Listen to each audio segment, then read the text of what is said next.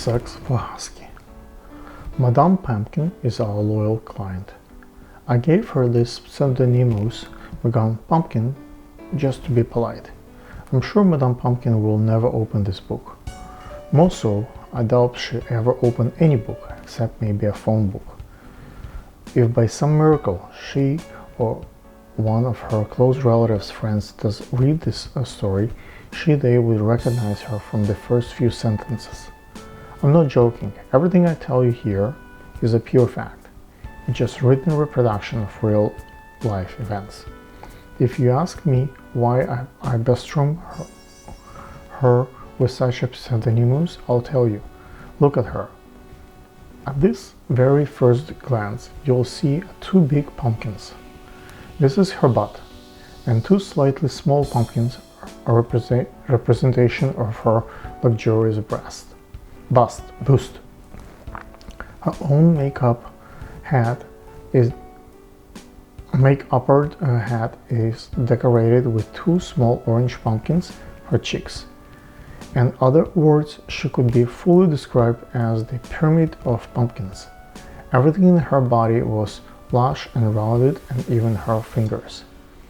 I would say nothing against a woman just for being so flamboyant, but in the case of Madame Pumpkin, all of her physical opulence came devoid of either matter or intelligence. I do not know how and why she arrived in the United States, but I think her happiness levels would have been the same in any place between Moscow and Kamchatka. By the time of her first visit, he was already a long-term legal resident of New York City. No need to say that besides okay and hello, her English repertoire was zero, and this was probably the main reason why she chose our office in the beginning. However, there were certainly one attractive thing about this madame, especially for veterinarians. She was a devoted dog lover. We were blessed to meet Madame's previous dog when she first became our client. During that long-term time, she had a German Shepherd who had already marked its 12th birthday. It was a huge, fat dog with numerous diseases, our doctors more or less successfully prolonging his life by several years. But finally the shepherd passed away. Madame Pumpkin told us the story of this dog with all the details, how she first brought him home as a little sick baby, now she raised him during the time when everything was in deficit, and how much she spent on documents and tickets to bring him to America, etc. We expressed our condolence, and our doctor advised her to find another dog to fill the empty spot in her heart. She did, almost immediately. A week later, she came to our clinic for the first checkup with her new baby friend, a 3-month-old male Siberian Husky. This breed is rather popular, and the puppy does not come cheap. Of course, I do not know Madame's budget, but she had no problem paying the numerous bills for veterinarian services she ordered. It seems her son had been pretty wealthy person in Russia, and he covered all of the mom's whips and expenses. And during many years of knowing each other, I never heard any stories from her about her son and grandkids, but I pretty much memorized the biographies of her various dogs and even those who came before German Shepherd. Thus, big love, together with the absence of other interests and stimuli, create some dangerous mixture. But let's get us to Lucky Husky. As the policy of the clinic dictates, at the puppy's first checkup, the doctor explained all potential canine problems, health issues, to the owner of the new puppy, no matter how experienced the owner is. Then talk about the health issues of the breed, applicable vaccination protocols, feeding patterns, grooming, etc. Because besides other aspects, the doctor has to explain all the risks and benefits associated with castration of the puppy at the proper age.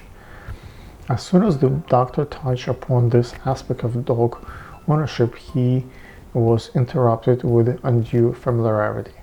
"Cut your balls off first," exclaimed Madame Pumpkin. I have many other observations times, so it's statistically verified. Americans tend to discuss the risks and benefits of the procedure, while the Russians think about the moral aspects and project the procedure onto themselves.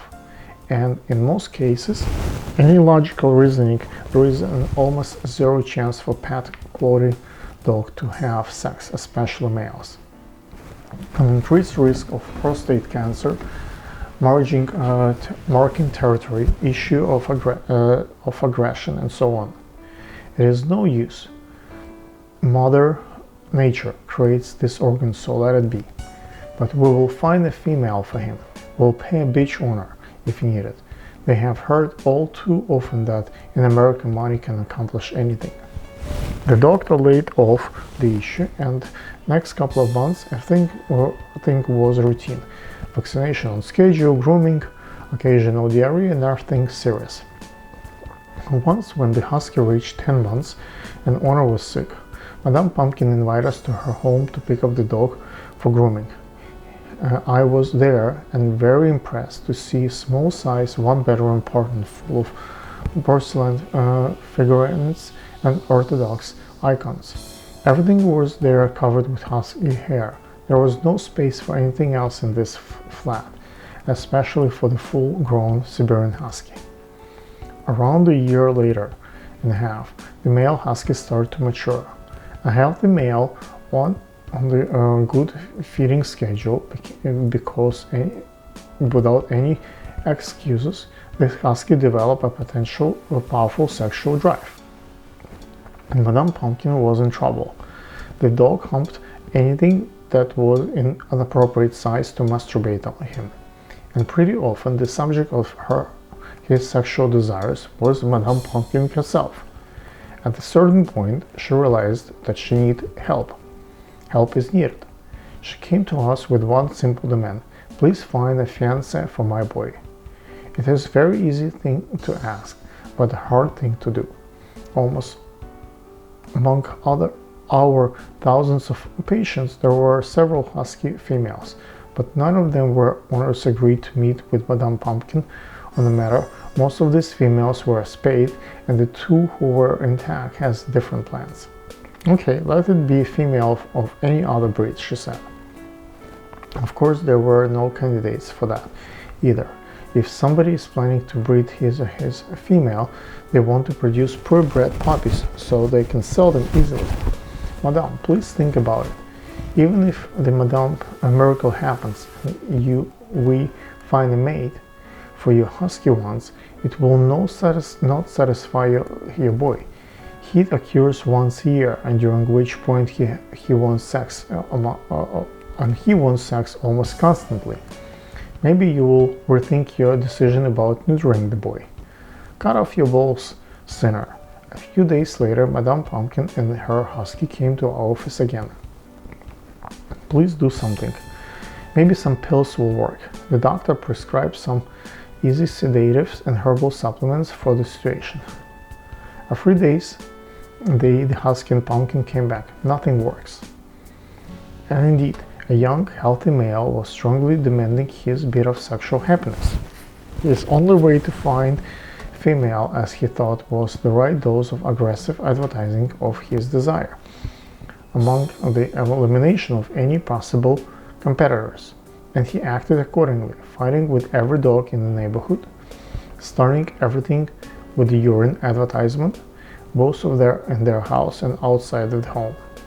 While there were no responses to his advertisements, the Husky more and more empathetically forced his owners into the position of sexual object.